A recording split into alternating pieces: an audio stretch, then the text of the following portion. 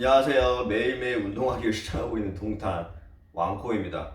이거 리모컨을 떨어뜨렸어요.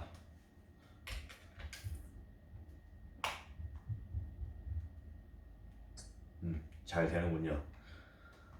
오늘 쉬는 날이에요. 지금 저녁 8시 반, 9시입니다. 저녁 9시.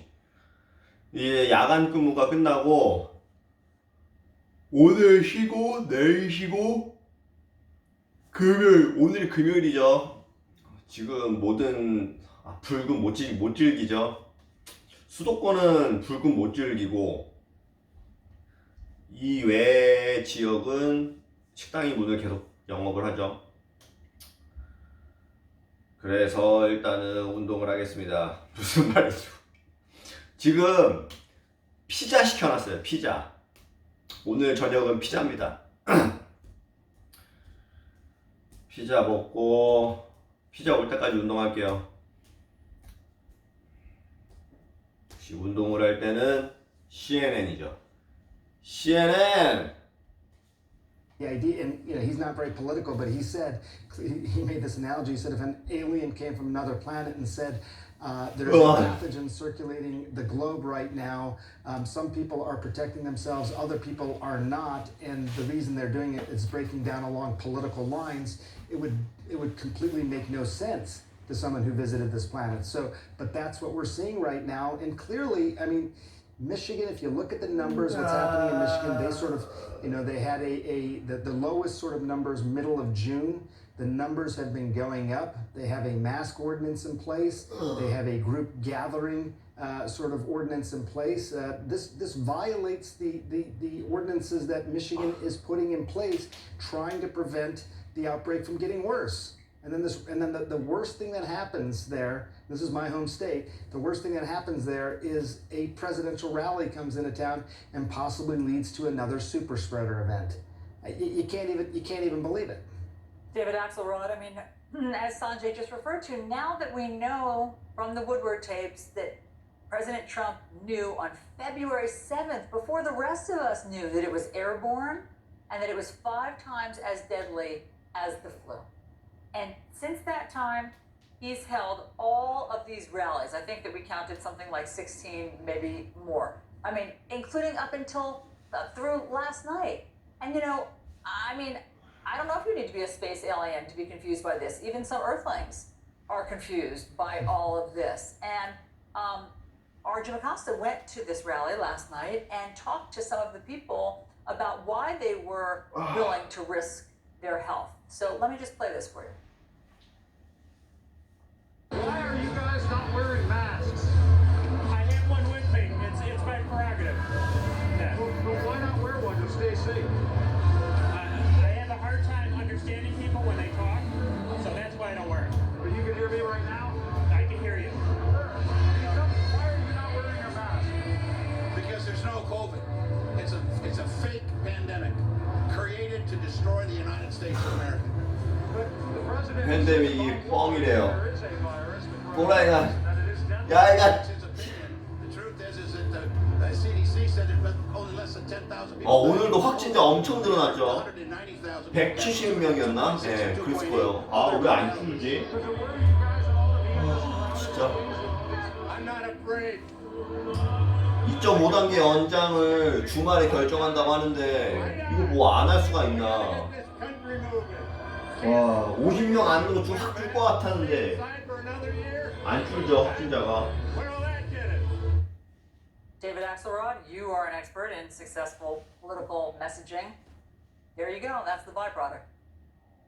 Yeah, I mean, I'm almost speechless listening to those testimonials, even though they're not unexpected. This is the line that has been pushed, on right-wing media for months and months and months, and these people have absorbed that. And the president has been a super spreader of some of these theories himself. The thing from the beginning, and the Woodward book just underscores it, is that the President of the United States has been at once the leader of the government that's supposed to respond to the greatest pandemic in 100 years, and the leader of the resistance to the guidance that the government is putting out.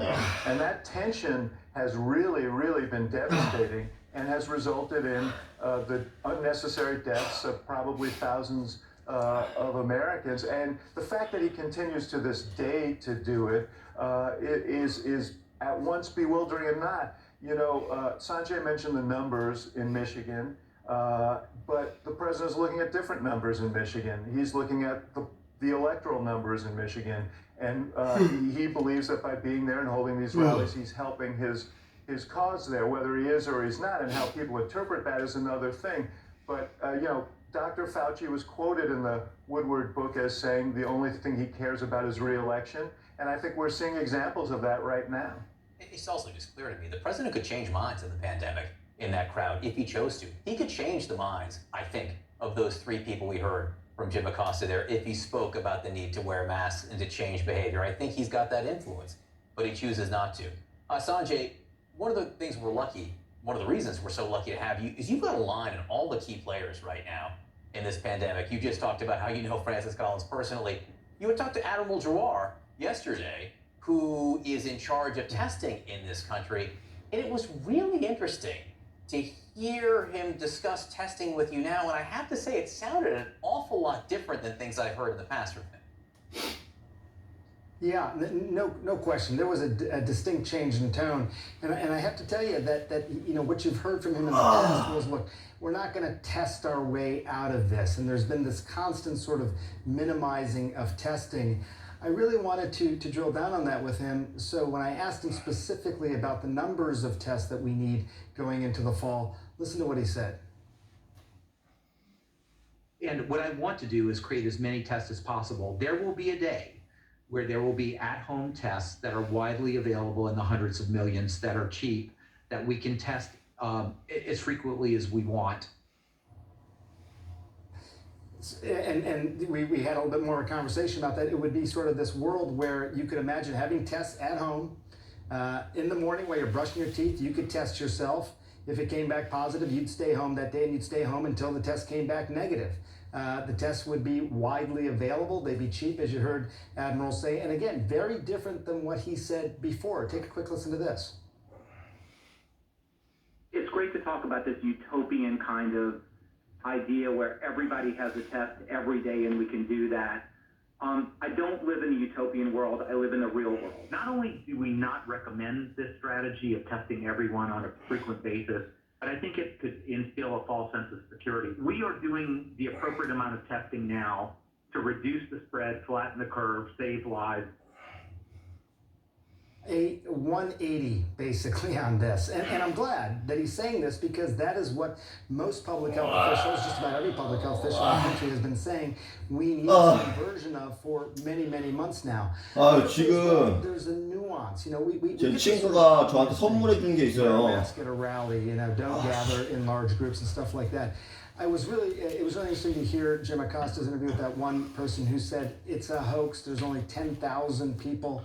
The CDC has done this a few times now where they put out these sort of strange guidelines on their website. There's a nuance to it. They say people who had COVID who died also had these pre-existing conditions. 이거 봐봐. 여기 요거 이쪽 요 식물이랑 여기 안에 선인장 요거 여기 선인장 하나 있고 여기 얘가 지금 죽어갑니다 지금. 이거 어떻게 해야 돼? 이거 봐 이거 봐. 이파리 색깔도 지금 썩어. 근데 제가 물을 깜빡하고 안 준 적이 있는데 얘는 살아있잖아. 얘는 그래서 제가 며칠 전에 다시 물을 줬어요. 어떻게 해야 돼? 아직 여기에도 물기가 살짝 있는 것 같은데. 이거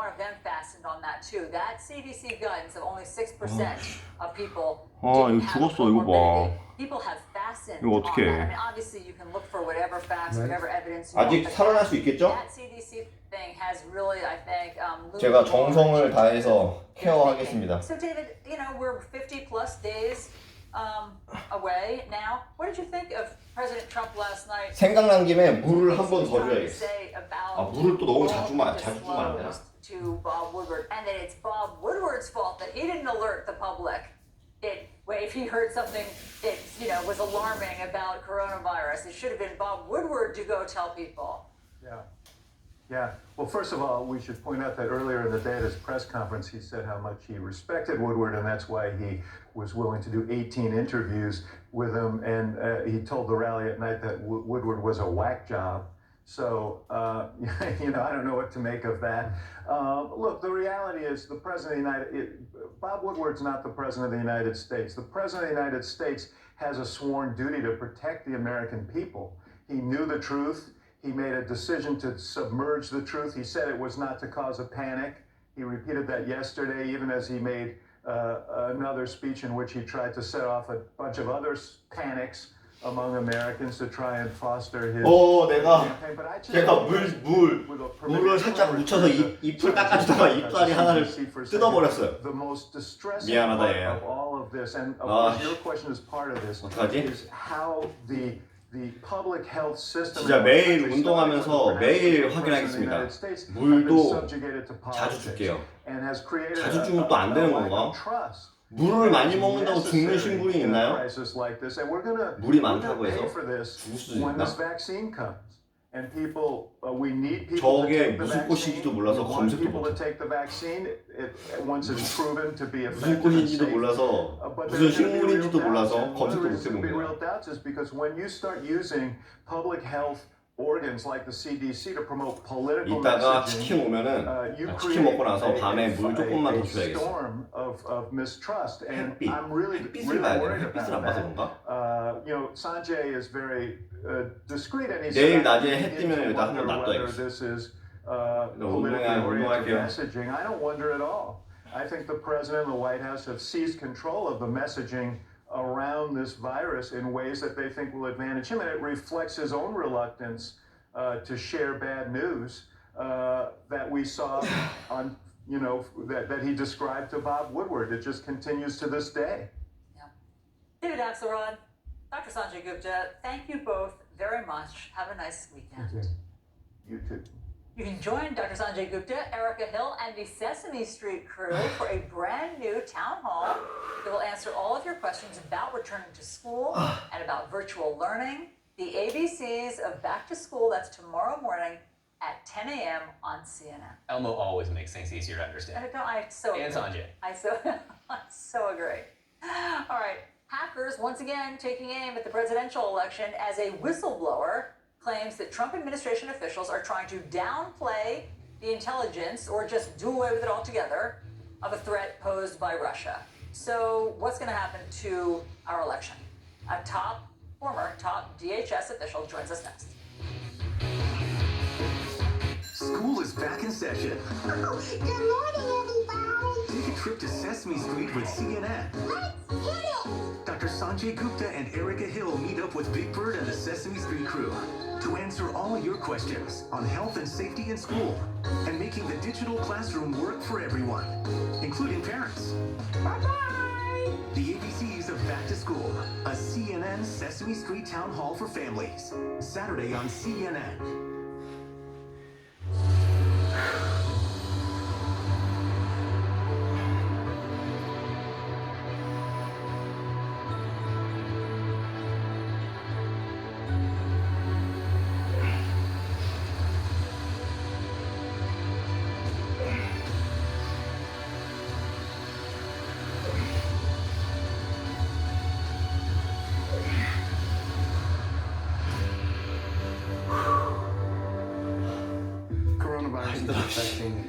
왜 안 오죠? 피자가 매달리면 안 올까요?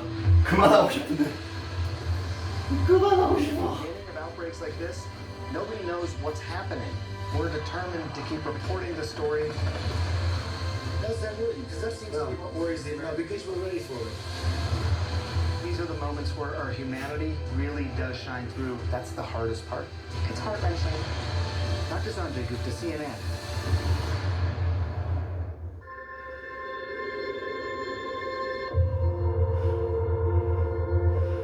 تحياتنا للأصدقاء في النجوم.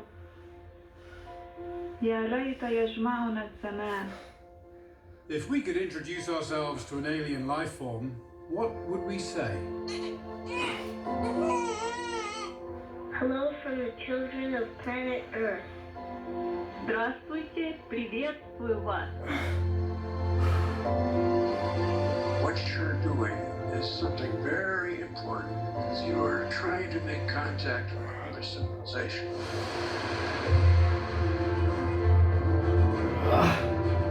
Both voyages carry a copper phonograph record. A message celebrating the sights and sounds of Earth. I was looking for images for 100 different topics. Agriculture, families, science, medicine. Sports was only one, that if you were to choose one sporting event that was global and perhaps most representative of humanity, it would be the Olympics. And if you were to choose one athletic that was basic to all sports, probably running. And what if the athletes chosen to represent humanity were never told, and they didn't learn the truth until decades later? This will outlive our planet. I just wonder how you feel about that. Wow. It's just not something that you can wrap your mind around, but your heart can and your imagination can.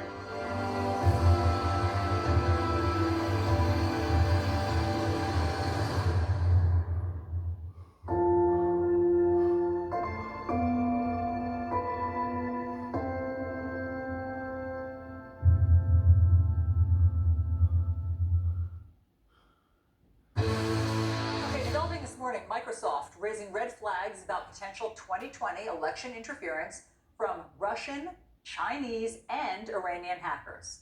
Joining us now to talk about this and more is Elizabeth Newman. She resigned earlier this year as the former Assistant Secretary for Counterterrorism and Threat Prevention at the Department of Homeland Security. She is now part of the Republican Voters Against Trump campaign. Elizabeth, nice to see you this morning. Thanks for being here. And so what are we to make of Microsoft saying that they've detected Russian, Chinese, and Iranian hackers all trying to target the 2020 election, and what do we do about that? Well, thanks for having me, Allison. You know, I actually view the news that Microsoft put out as a good sign. We knew that this was happening. We've seen intel reports, the DNI earlier this year, saying that Russia was going to do this. It's great that Microsoft is detecting it and they're sharing the information. I think that there are really great public servants at our cybersecurity agency at DHS, at the intelligence community level, and they are working strongly with the tech companies, and they are doing what they need to do to secure this election. I feel very, very confident that that the government is doing a much better job than we did in 2016. The tech companies are doing a better job. That said, it would help if we could have clear and consistent messaging from the very top of our government that, in fact, Russia is an enemy when it comes to this matter. They are intending to sow dissent in our democracy. They are trying to undermine us through a variety of means and mechanisms. And while we also have a similar problem posed by China and Iran, it is not nearly as sophisticated, not nearly as intense as what Russia poses to the United States. Okay, I'm glad you point that out because I was wondering about that. Because the timing of this announcement is interesting, particularly given that that whistleblower, Brian Murphy, came forward to say that there was a concerted effort inside DHS to downplay Russia and to elevate China and Iran. So here's what just an excerpt of the whistleblower complaint says. In mid-May 2020, Mr. Wolf, who is the acting director of DHS, instructed the whistleblower, Mr. Murphy, to cease providing intelligence assessments on the threat of Russian interference in the U.S. and instead start reporting on the interference activities by China and Iran. So, you know, forgive alarm bells for going off when suddenly Microsoft the next day says, oh, Chinese, Iranian, and Russian hackers are all doing this. I mean, you're saying it's not a level playing field. They're not all equal. Correct. They're not all equal. I think the American public should be reassured that the professionals are doing the job correctly. It is very concerning to read what Mr. Murphy put in his Inspector General's report, that the whistleblower report, that there appears to be this political tinkering with intelligence, which is a huge red line. We're not supposed to do that. And it's true, huge problem. I don't have direct knowledge of it. I will say that when I it struck me as consistent with changes 얼마나 we've 했지? seen across the 20분도 government, 안 했네. at the intelligence community, at DHS. In the last 6 to 8 months, we've seen a much more deliberate politicization of the institutions that have, for 200 years, been seen as apolitical. And as one of your previous guests noted, the problem with that is that Americans, that the whole democracy or our concept as a country is that Americans are putting their trust in the government, and the way that they address any concerns with their government is they vote people out of office. If you don't trust the institutions to do things correctly, our democracy starts to falter. And so it's very, very concerning that we're seeing this politicization, because it leads to further mistrust of the government. Elizabeth, on this September 11th, because you were part of the very first Homeland Security Council created in the Bush administration right in the aftermath of 9/11, I just want to hear your thoughts 19 years later as we approach this moment of silence for the moment that the first plane hit the first tower. Yeah, and I mean, look, I'm part of a generation of people that their entire career paths changed because of that day, because the terror was so palpable, and the drive to, we never ever wanted to experience that again on our soil. It's hard today to wake up and realize how unified we were and how we grieved together, how we lamented together 19 years ago, how we came together and decided we're going to fight this, and we're going to fight this the right way. And we made mistakes. I think we're nearly 20 years. We can all acknowledge mistakes were made over the last 20 years, and hopefully we are learning lessons from that. But here we are in 2020, you have more people dead from a disease, from COVID, which, by the way, was predicted we would eventually have a pandemic. There have been plans on the books for 15 years. We have more people dead from that than we do all of the terror attacks, 9/11 to the present day, and all of the service members, the U.S. service members, men and women that went overseas to fight the war on terror. The number of those dead compared to the number of dead in just 6 short months for COVID, it doesn't even compare. And yet you don't see the same type of lament. You don't see the same type of unification around, we're going to fight this disease. We're going to care for those that are grieving. It's heartbreaking, because we're better than this as a country. Yeah, that's really important context. And I mean, obviously today we mourn the loss of our 3,000 Americans on that day, and we mourn the loss of that unity that you talk about and that we all remember in those days after. Elizabeth Newman, thank you very much for being with us this morning. The wildfire disaster is growing worse by the hour on the West Coast. At least 15 people have been killed. We have a first-hand look at the dire conditions facing millions of people in California. To open doors, to develop contacts.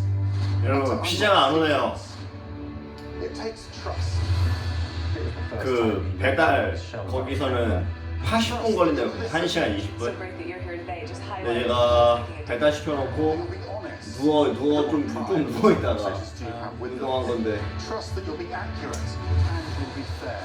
바로 올 줄 알았는데 안 오네. Very eerie. All the roads have been closed off. Describe the scene that you arrived to. The Apache attack heading. 피자를 먹으면서 영화를 볼까 해요. 무슨 영화 보지? 아 근데 2시 안에 또 자야 돼요. 2시 안에 잠을 또 자서 자야 돼요. 다 잠을 꼭 자야 돼요.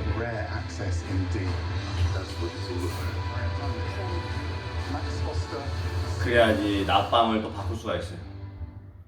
잠이 잘 오려면은 운동을 열심히 해야겠죠. This is not a political statement. It's a mask. Please wear a mask. Have you been bitten by the bug of curiosity? This is CNN 10. My name is Carl Azus. I'll be your explainer-in-chief. Global news. International relations are the key factors. Relevant stories. Everyday people whose action is changing their community. Complex issues explained. We're going back to the future. And 10-second trivia. You get a perfect 10 out of 10. All in 10 minutes. Stream at youtube.com/CNN10. I'm Isa Suarez in London, and this is CNN. 운동하겠습니다. 이거 할까? 이거 10개만 하고 끝낼까요?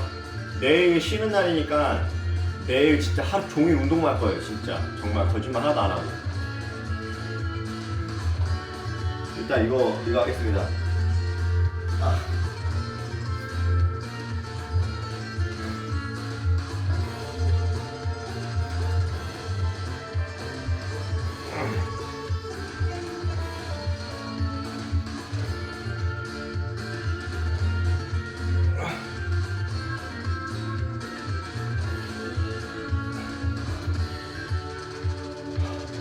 제가 여기가 또 없어요.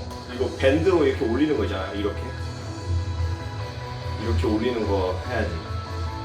자, 오늘은 여기까지만 하겠습니다. 많이 했어 충분해.